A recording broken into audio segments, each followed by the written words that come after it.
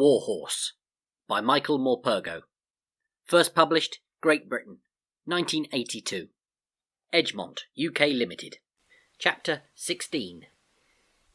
From both sides of me I heard a gradual crescendo of excitement and laughter rippling along the trenches, interspersed with barked orders that everyone was to keep their heads down and no one was to shoot. From my vantage point on the mound, I could see only an occasional glimpse of a steel helmet, my only evidence that the voices I was hearing did indeed belong to real people. There was the sweet smell of cooking food wafting towards me, and I lifted my nose to savour it. It was sweeter than the sweetest bran mash I had ever tasted, and it had a tinge of salt about it. I was drawn first one way, and then the other, by this promise of warm food.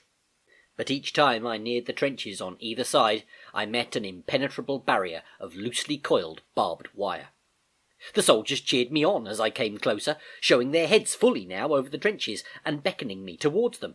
And when I had to turn back at the wire and cross no man's land to the other side, I was welcomed again by a chorus of whistling and clapping. But again I could find no way through the wire. I must have criss-crossed no man's land for much of that morning, and found at long last in the middle of that blasted wilderness a small patch of coarse, dank grass growing on the lip of an old crater.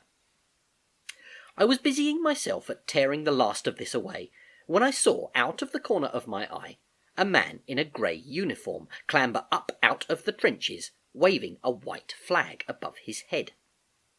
I looked up as he began to clip his way methodically through the wire, and then pull it aside. All this time there was much argument and noisy consternation from the other side, and soon a small, helmeted figure in a flapping khaki greatcoat climbed up onto no man's land. He too held up a white handkerchief in one hand, and began also to work his way through the wire towards me. The German was through the wire first, leaving a narrow gap behind him. He approached me slowly across no man's land, calling out to me all the while to come towards him. He reminded me at once of dear old Friedrich, for he was, like Friedrich, a grey-haired man in an untidy, unbuttoned uniform, and he spoke gently to me. In one hand he held a rope. The other hand he stretched out towards me. He was still too far away for me to see clearly, but an offered hand in my experience was often cupped, and there was enough promise in that for me to limp cautiously towards him. On both sides the trenches were lined now with cheering men, standing on the parapets, waving their helmets above their heads.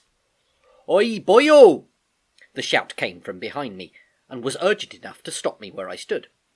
I turned to see the small man in khaki weaving and jinking his way across no man's land, one hand held high above his head, carrying the white handkerchief. "Oi, boyo! Where you going? Hang on a bit, you're going the wrong way, see?" The two men who were coming towards me could not have been more different. The one in grey was the taller of the two, and as he came nearer I could see his face was lined and creased with years. Everything about him was slow and gentle under his ill-fitting uniform. He wore no helmet, but instead the peakless cap with the red band I knew so well sitting carelessly on the back of his head. The little man in khaki reached us, out of breath, his face red and still smooth with youth, his round helmet with the broad rim fallen askew over one ear. For a few strained, silent moments the two stood, yards apart from each other, eyeing one another warily and saying not a word. It was the young man in khaki who broke the silence and spoke first. "Now what do we do?"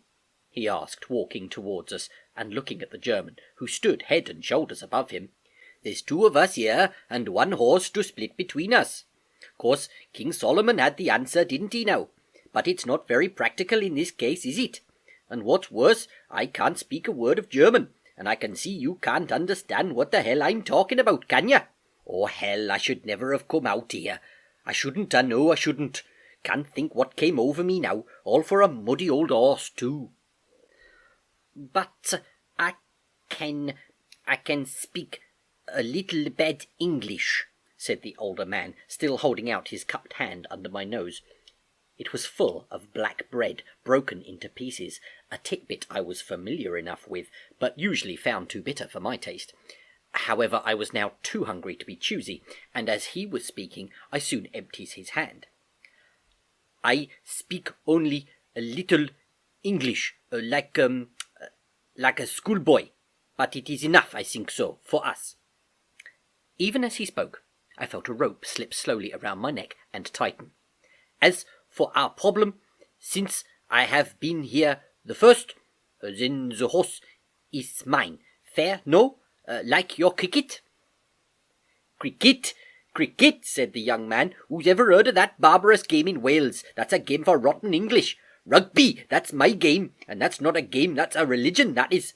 Where I come from, I played scrum half for my stag before the war stopped me, and at my stag we say that a loose ball is our ball." Sorry," said the German, his eyebrows furrowed with concern. "I cannot understand what you mean by this." "Doesn't matter, Jerry, not important, not any more. We could have settled all this like peaceful, Jerry. The war, I mean, and I'd be back in my valley and you'd be back in yours. Still not your fault, I don't suppose. Nor mine neither, come to think of that." By now, the cheering from both sides had subsided, and both armies looked on in total silence as the two men talked together beside me. The Welshman was stroking my nose and feeling my ears. "You know horses, then?" said the tall German. "How bad is his wounded leg? Is it broken, do you think? He seems not to walk on it."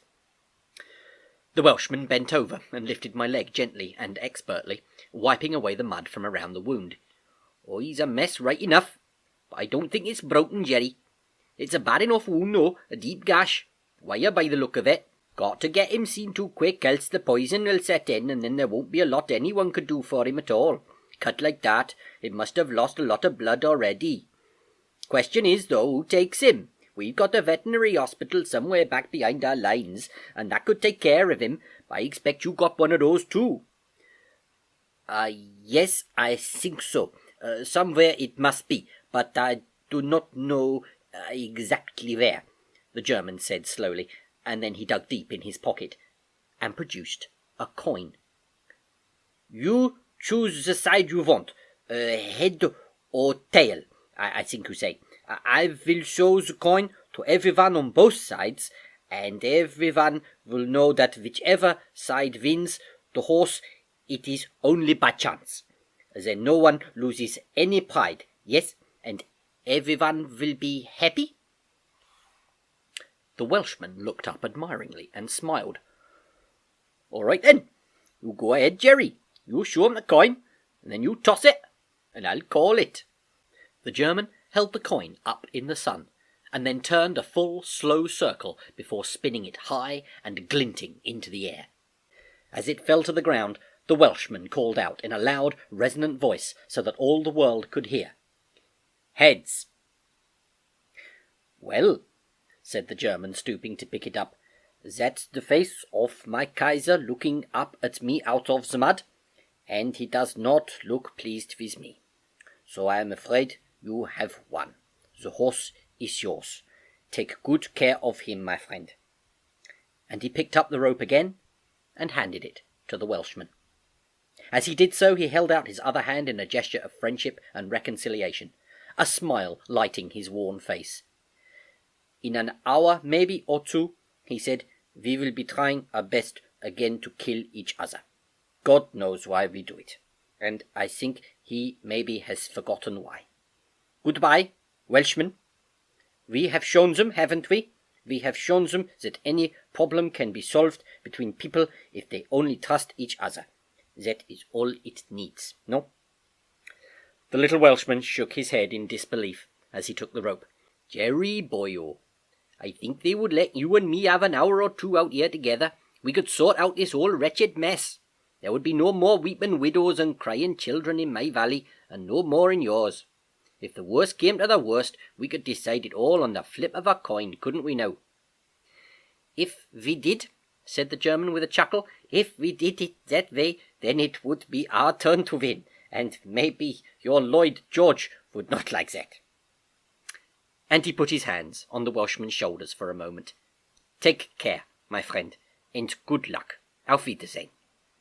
And he turned away and walked slowly back across no man's land to the wire. "Simply you, boyo!"